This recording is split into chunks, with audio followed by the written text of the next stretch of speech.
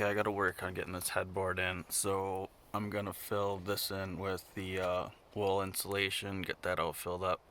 Then I can start tracing this piece out and getting that cut and ready to put up.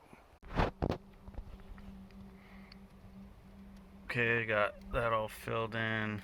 Now I'm gonna try to use this craft paper to try to follow the contour of this line and get a piece of wood cut for that. So I'll get that taped up and kind of show you how I'm going to do that.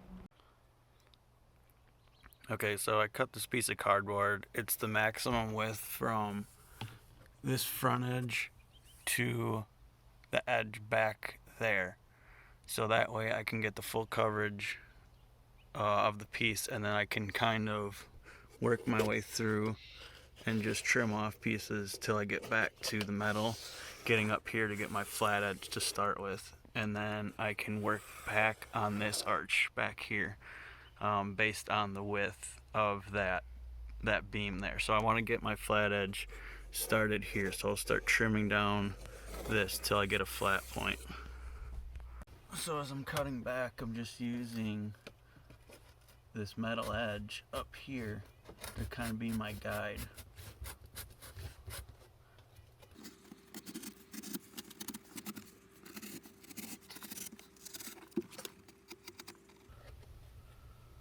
It's not the flattest edge, but once I make my cut, it'll be a lot smoother as I go along following this contour. And just tape this edge in place just to make sure everything lines up.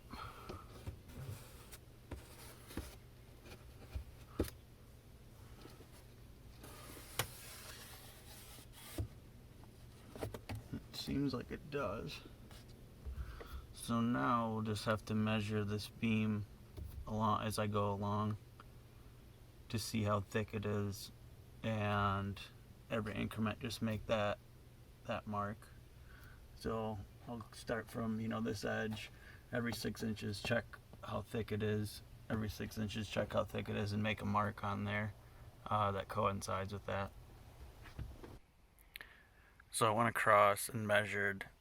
It's all about the same. Edges are a little bit wider, but I'm going to want an overhang anyways, so that when the ceiling panels come in, there'll actually be an overlap to kind of hold those in place. But I do want it a little bit overlaid so that it'll kind of lock it in. So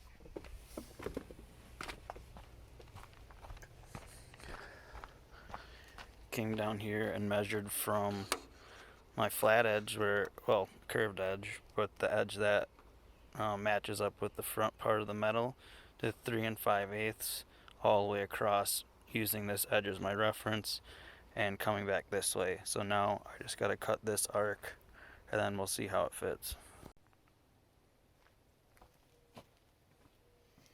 And do the old freehand.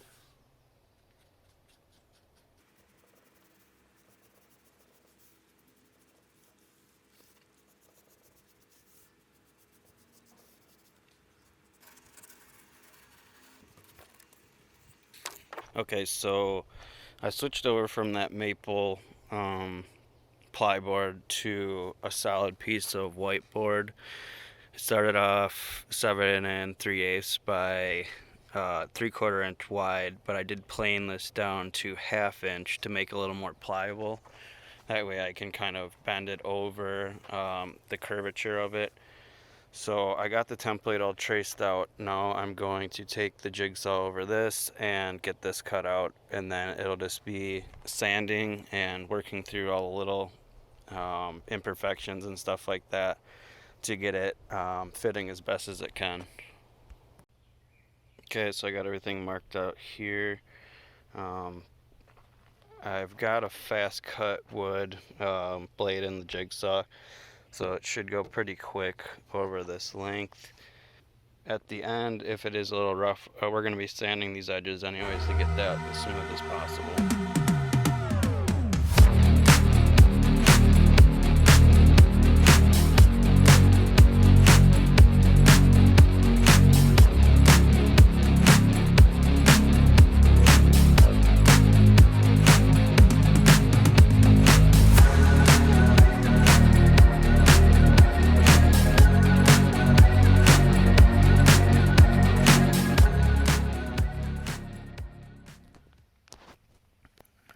so the front edge is pretty much touched up and cleaned up to be put in, so I cut the holes in to match up for the visors, and then also to allow for the wiring to come through on the light. Now it's just a matter of tacking it up in place without it breaking. I'm thinking I'm going to stain this first to add as an additional accent. Okay, so I had some scrap left from the stuff that was broken on the sides, or there was some deformity somewhere on it, and I had two good pieces left, which I just cut to size. So these are going to be for the accents. I'm going to stain these like a mahogany as sort of a contrast and to kind of cover up the screw holes. And I mean, I'm still going to be covering them up, but I just needed something uniform to go from that main seam down there that is pretty ugly. So I wanted something that was going to transition that, and then I figured I could go all the way back and make it uniform, and then do the front kind of accent piece and trim to reflect that same color as well. So I got to stain these. I also got to trim off the tongue and groove side of it, just because that won't look very good on the outside and it's brittle. So gotta take those with a table saw, trim those down, and then we'll stain those and then get those polyed and get those tied up into the roof.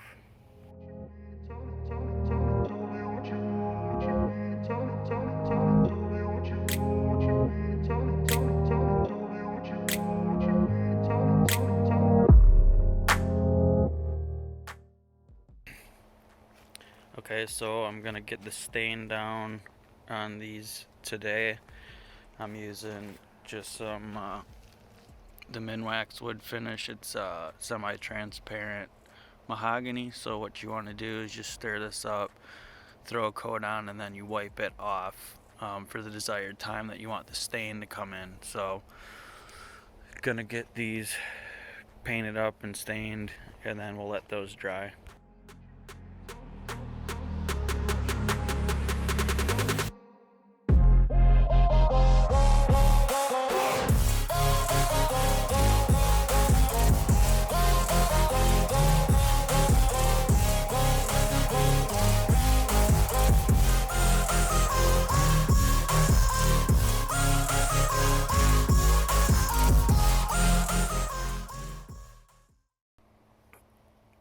So we're gonna throw on this polyurethane coating. It's a clear satin finish, it's not the glossy finish. So you just stir that up, and we'll throw the first layer on, the first coat on, and then you're supposed to sand that down with 220, and then you throw on a final coat, and you can do a third coat, but I think 2 coats will be good. So we'll get that laid down and continue on with these pieces. So I'm just using a foam brush for this.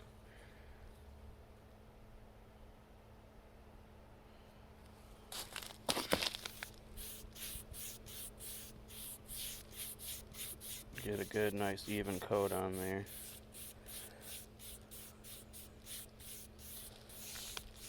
And just try to stay even across the whole top so you don't have any overlapping.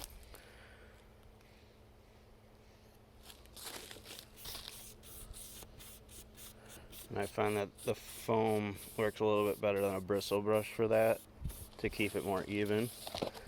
But you can certainly use a bristle brush to do this, which I did start on a test piece. Then I just decided this was going to be easier, not only to clean up, but also for a more even coat. Alright, got my first trim piece up. I just did every other slat on this one. Seems to hold up pretty well. So now I'm just trying to get these other 2 lined up. This is a seam, so I want to run off of this one primarily for the next 2 to keep it even. So I'm going to get this one in next, and it's a bit tough because I got screws on each side of that seam, and it's just hard to cover up with this size, but I should be able to do it just barely. I'm gonna try to do every other one again. We'll kind of have to see how that goes because I want to make sure I get all those screws covered. Right, now I've got everything laid out to where I want it to be even. So get this one screwed in, and then we can work back from that. And again, we're pre-drilling the holes and countersinking.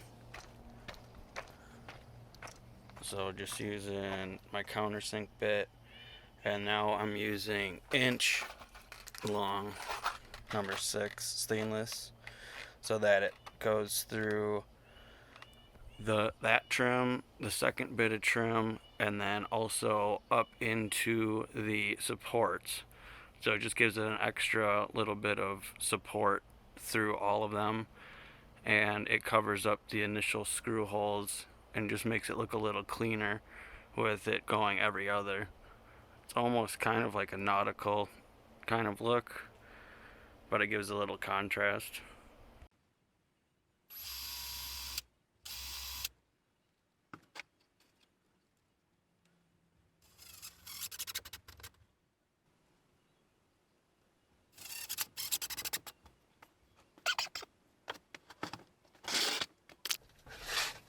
Okay, so I want to get this even across from this piece.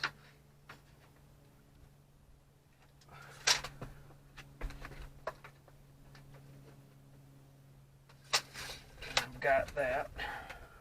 Made sure that the screws aren't going to overlap on each other. So, can keep going forward with this. Now I've been starting on the third one to kind of suck it up, and then I can do that one.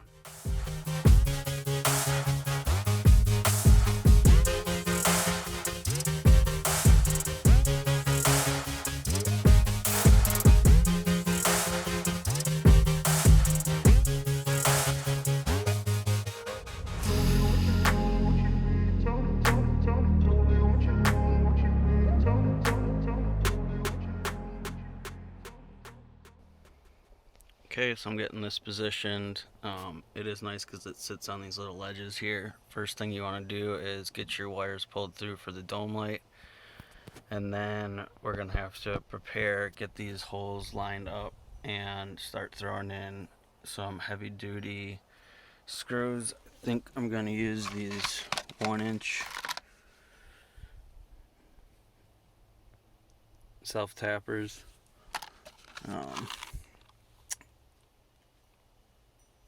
12 to 14 by 1s hex head. So we will have to pre-drill the hole, and we'll also have to make sure that we countersink this part in. So we'll have to drill a little bit bigger hole. Might have to do some staining afterwards just to cover those holes up, make them a little less apparent, but this should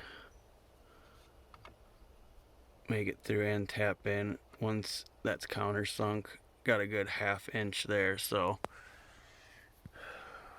get that lined up and sunken in.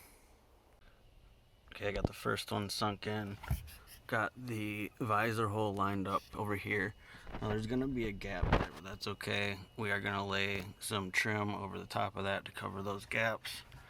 So I marked out where I have to drill where there won't be any holes on this part, and then we'll get these tied in, countersinking, and then drilling those into the metal part.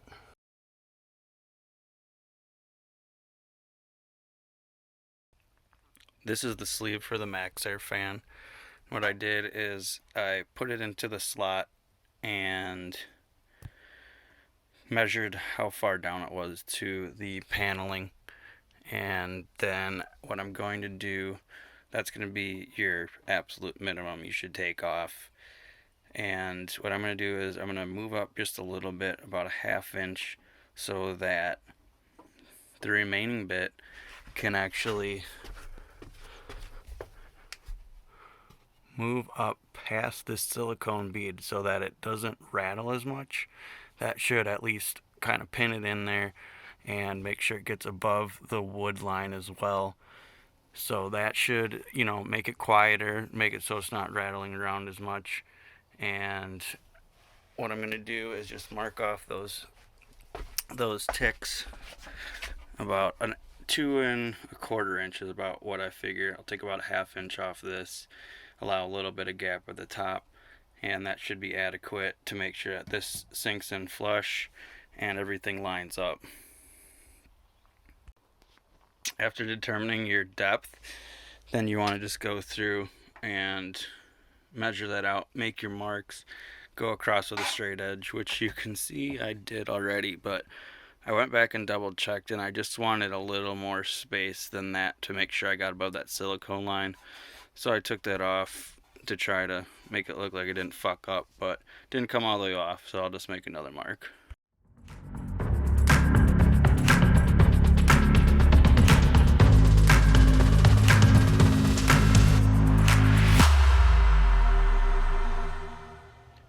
I just drilled a small hole to fit the blade in, your pilot hole. And what I'm going to do is use this board to kind of hold in there and keep it from jumping all around. It should allow me to kind of keep things set and straight. I'm using a thin metal blade on the jigsaw just because it has more teeth. I figure there'll be less breakout if I do that. So start cutting these around, see how it goes. Alright, well, I got it cut off, but let me give you a tip. When you're using the jigsaw, it actually welded the two pieces back together from the heat, so you're going to want to keep that separated for a second before you move on to make the next cut. I ended up having to go over with a razor. Now I just want to kind of smooth these edges out, so I ran over that with a razor, and then I'm going to hit it with some 60 grit sandpaper, kind of take any burrs off or any edges off. She's up in there now. Fits pretty good. I did, after using 60 grit, take 220, and once I got off all the burrs of the 60 grit, I just wanted to smooth it down with the 220. Fits up in there nice. Now I'm going to use these 1-inch stainless to go up in there. That'll get through to the actual frame up underneath here. That'll hold these in. I'm going to pre-drill these holes though, because I do not want to crack these little pieces of cedar where I'm coming into there. So get that set up, drilled in, and should be good to go with that.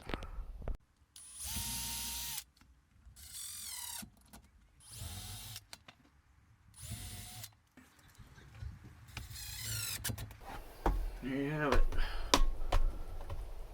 Pretty nice. Alright, so the last order of business for the accents, I'm going to put a V-shaped one here to cover up these screws.